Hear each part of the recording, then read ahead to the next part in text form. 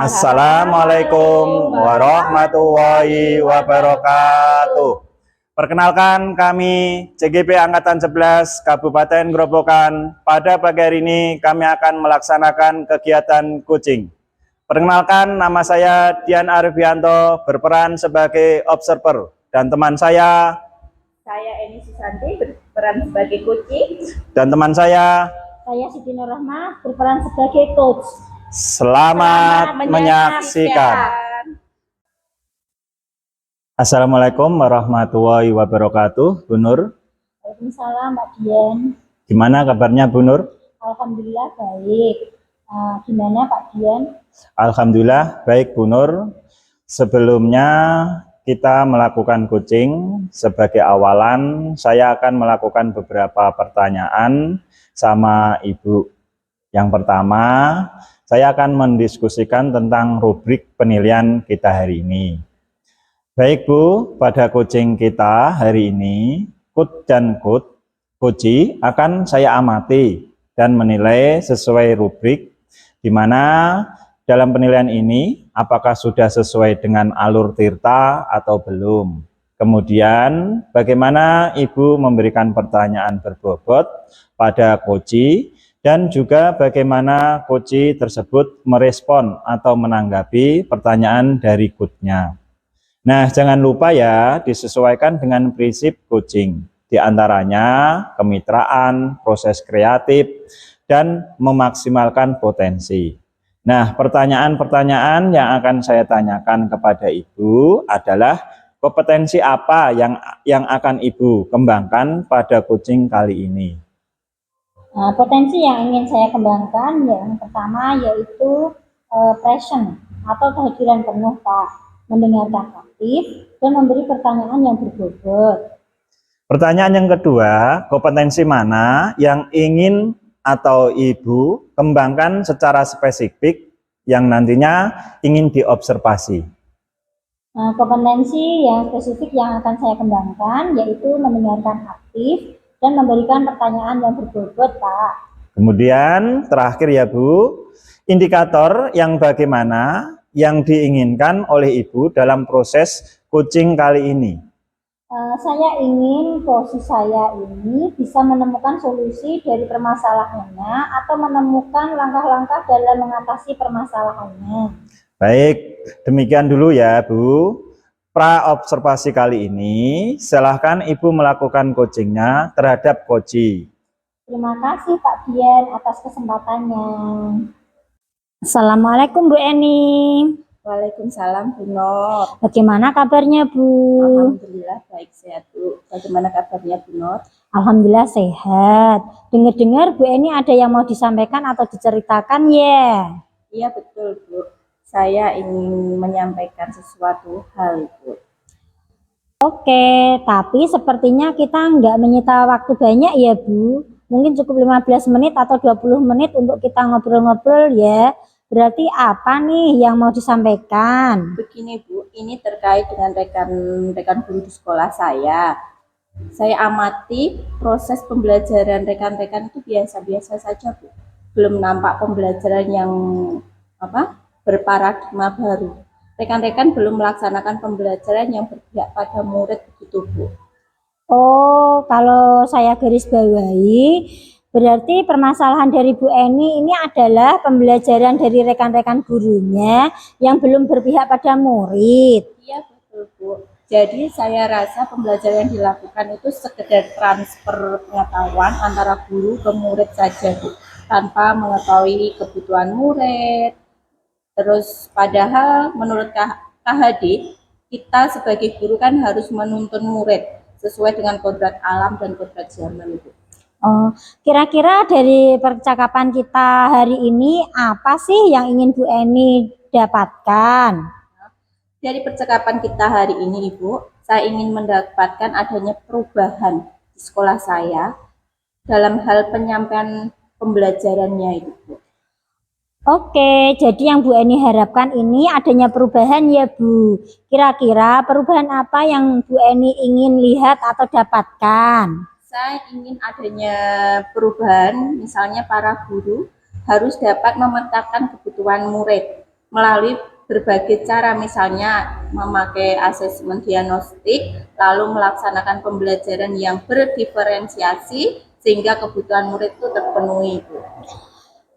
Oke, dari yang Bu Eni sampaikan tadi, mengetahui kebutuhan murid dan melaksanakan pembelajaran berdiferensiasi itu bisa dikatakan adalah kondisi yang ideal ya Bu. Dan itu berada di level 10. Kira-kira di sekolah Bu Eni sekarang ini berada di level berapa? Sepertinya kalau di sekolah saya itu berada di level 5, Ibu. Karena asesmen diagnostiknya itu sudah ada, sudah dilakukan, namun pembelajaran berdiferensiasi itu belum, Ibu. Oh, di level 5 ya. Di kondisi sekarang ini kira-kira di level berapa sih yang bisa ditingkatkan agar terlihat adanya perubahan pembelajaran berpihak pada murid di sekolah Bu Eni? Mungkin bisa saya tingkatkan di level 7, Ibu. Mengingat bahwa guru menjadi pioner adanya perubahan bagi rekan-rekan guru lain di gugus, Bu. Oke, dari level 5 ke level 7 ya Bu. Kira-kira usaha apa nih yang akan Bu Eni lakukan untuk menciptakan adanya perubahan tersebut? Sebenarnya saya juga masih memikirkannya, ya Bu. Apa rencana atau tindakan yang akan saya lakukan nanti. Mungkin nanti bisa seperti in-house training atau IHT itu, Bu. Jadi kami bisa berbagi praktik baik dengan rekan sejawat dalam lingkup sekolah mengenai pembelajaran yang berdiferensiasi. IHT ini nanti mungkin bisa dilaksanakan dengan memanfaatkan komunitas belajar di sekolah kami.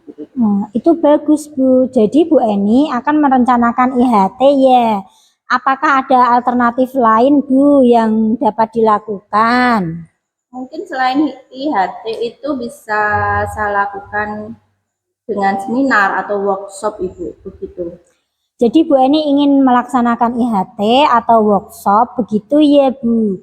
Dari kedua alternatif tersebut kira-kira mana yang mungkin dapat dilakukan dengan mudah dan efektif?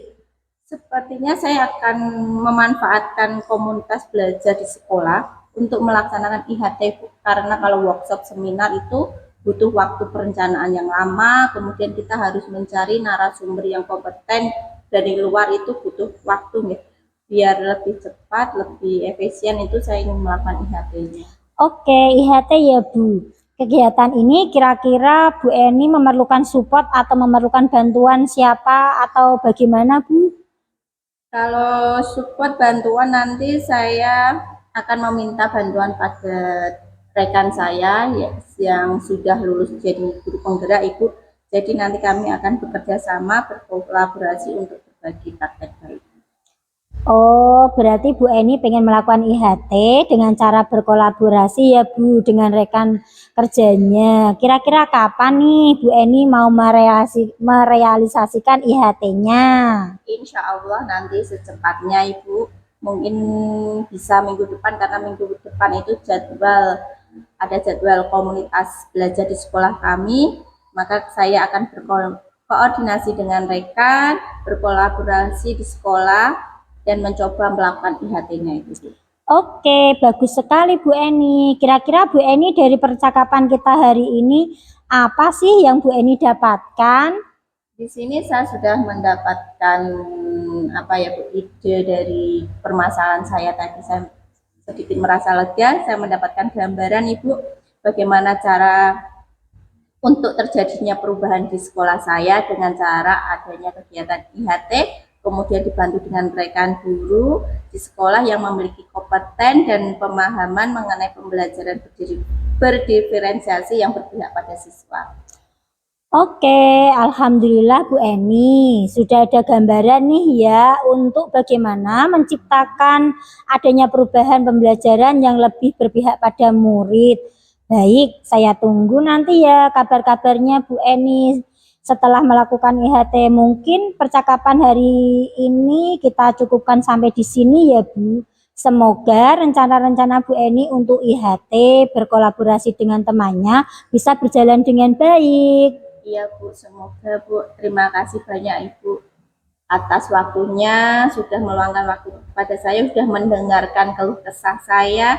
Mudah-mudahan apa yang nanti yang saya lakukan bisa bermanfaat dan bisa terjadi perubahan di sekolah saya, Ibu. Sama-sama Bu, mungkin lain kali kalau ada yang ingin diceritakan langsung hubungi saya ya Bu. Semoga kita bisa mengobrol lagi di lain kesempatan. Oke, kalau begitu. Sekian ya Bu Eni. Wassalamualaikum. Waalaikumsalam Ibu, terima kasih. Assalamualaikum Bu Nur, Bu Eni. Waalaikumsalam Pak Dian. Bu Nur, tadi Bu Nur sudah melakukan coaching dengan Bu Eni ya. Nah, sebelum penutupan, Bu, saya akan menanyakan beberapa pertanyaan nih pasca observasi. Yang pertama, apa saja yang sudah Ibu lakukan pada saat melakukan coaching terkait indikator ketercapaian yang diinginkan? Di coaching ini saya sudah melakukan coaching dengan alur Tirta Pak. Menanyakan tujuan, identifikasi rencana aksi, dan tanggung jawab sehingga alur tersebut itu bisa menggali kosi untuk menceritakan permasalahan dan menemukan solusi-solusinya. Oke Bu Nur, menurut saya sebagai observer proses coaching tadi Bu Eni dan Bu Nur sudah berjalan sesuai dengan proses alur Tirta. Bu Nur dan Bu Eni juga sudah berusaha untuk menggali dengan memberi pertanyaan-pertanyaan kepada Bu Eni sehingga beliau bisa menemukan solusi dari permasalahannya. Coaching juga tadi sudah dilakukan sesuai dengan prinsip coaching. Nah, pertanyaan terakhir ya Bu, sebelum kita tutup, kompetensi apa lagi yang ingin dikembangkan berdasarkan hasil melakukan coaching yang barusan dilakukan?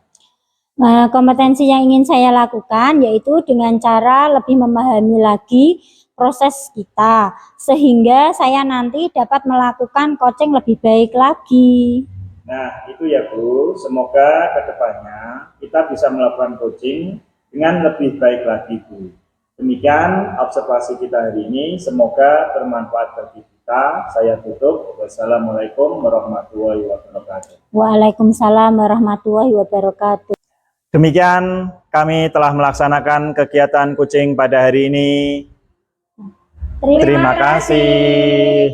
Assalamualaikum warahmatullahi wabarakatuh.